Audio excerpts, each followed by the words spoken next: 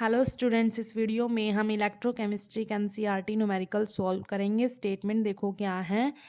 A solution of निकल nitrate is electrolysed between platinum electrodes using a current of 5 ampere for 20 minutes. What mass of निकल is deposited at the cathode. यहाँ पर हमें time given है और 5 ampere current भी given है। एक सॉल्यूशन है निकल नाइट्रेट का, वो इलेक्ट्रोलाइज किया गया किस इलेक्ट्रोड्स के बीच में, प्लैटिनम इलेक्ट्रोड्स के बीच में, ठीक है। और इतना करंट सप्लाई किया और 20 मिनट्स के लिए ये सप्लाई किया।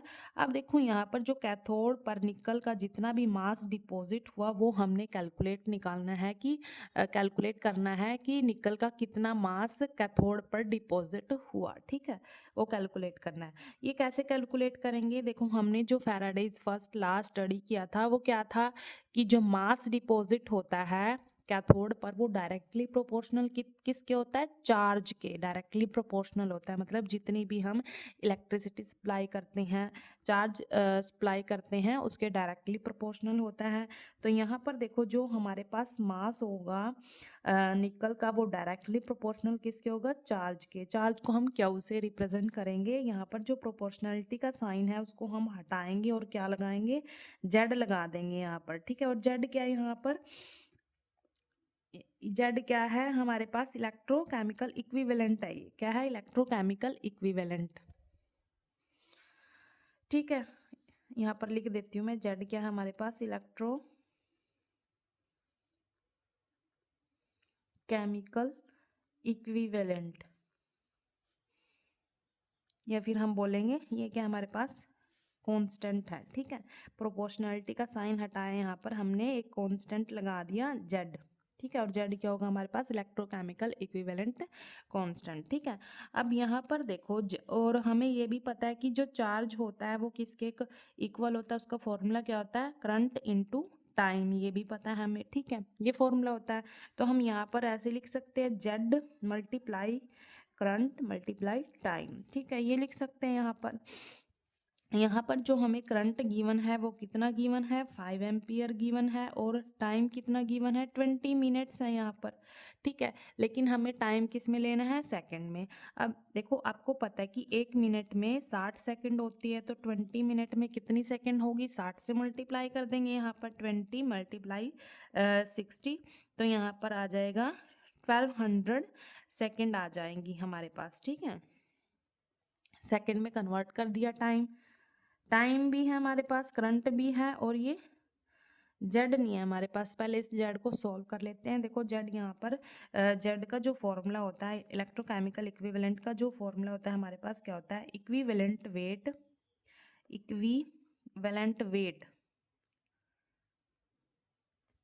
ऑफ निकल, जिसका हमने मास निकालना उसी का इक्विवेलेंट वेट होगा, ठीक है। डिवाइड में क्या आएगा, फैराडे कांस्टेंट, फैराडे की जो वैल्यू होती है वो कितनी होती है, यहाँ पर लिख देती हूँ मैं। फैराडे की वैल्यू कितनी होती है, 96500 कोलाम होती है, ठीक है। ये तो आपको याद रखनी पड़ेगी फैराडे कांस्टेंट की वैल्यू। अब देखो जो इक्विवेलेंट वेट होता है उसको हम कैसे निकालते हैं, ये +1 क्लास का टॉपिक है, वहाँ पर अच्छे से हम स्टडी करते हैं इसको। इक्विवेलेंट वेट निकाल लेते हैं यहाँ पर।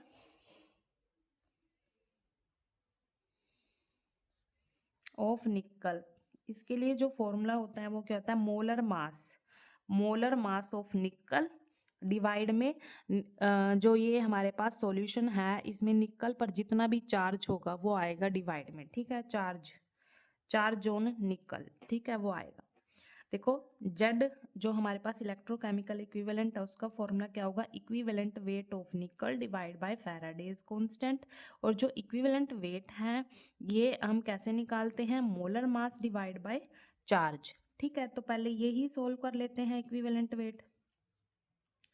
इक्विवेलेंट वेट ही सोल्व कर लेते हैं। मोलर मास कितना होता है निकल का, 58.7 होता है, 58.7, या फिर 58 ही लगा लो, ठीक है, 58.7 होता है। और जो चार्ज होगा निकल पे यहाँ पर हमारे पास क्या होगा, किस स्टेट में होगा, निकल टू पॉजिटिव, निकल टू पॉजिटिव में होगा, देखो यहाँ पर जो निकल पे हमारे पास जो चार्ज है वो क्या है, 2 पॉजिटिव है, ठीक है, मतलब 2 है चार्ज, तो हम क्या करेंगे यहाँ पर चार्ज की जगह क्या रखेंगे, 2 रखेंगे यहाँ पर, ठीक है। अब इसको सॉल्व करेंगे तो कितना आएगा, 29.35 आ जाएगा हमारे पास यहाँ पर आ जाएगा 29.35, ठीक है। ये हमारे पास क्या आ गया, इक्विवेलेंट वेट आ गया, ये हमारे पास क्या आ गया, इक्विवेलेंट वेट आ गया निकल का। अब क्या करेंगे, जो हमारे पास जेड का फॉर्मूला है, इक्विवेलेंट वेट को यहाँ पर रख देंगे और डिवाइड कर देंगे फैराडे कांस्टेंट से, ठीक है। तो जेड क्या है हमारे पास, देखो इक्विवेलेंट वेट ऑफ निकल कितना आया, 29.35 आया, और डिवाइड में क्या है, फैराडे कांस्टेंट, उसकी वैल्यू क्या होती है, 96500 कूलम, 96500 कूलम। तो ये हमारे पास क्या आ गया, जेड की वैल्यू आ गई। अब क्या करेंगे, डायरेक्ट इस फॉर्मूले में हमने पुट करनी है ये, ठीक है। तो m इक्वल्स टू क्या आएगा, जेड की वैल्यू कितनी है, 29.35 डिवाइड बाई 96500, ठीक है, मल्टीप्लाई करंट देखो कितना है यहाँ पर, 5 एम्पियर है, और टाइम कितना है यहाँ पर, 1200 सेकेंड है, ठीक है। 20 से 20 यहाँ पर कैंसिल हो जाएगी, और 5 से ये कैंसिल होगा किस पे, 193 पे कैंसिल होगा, ठीक है।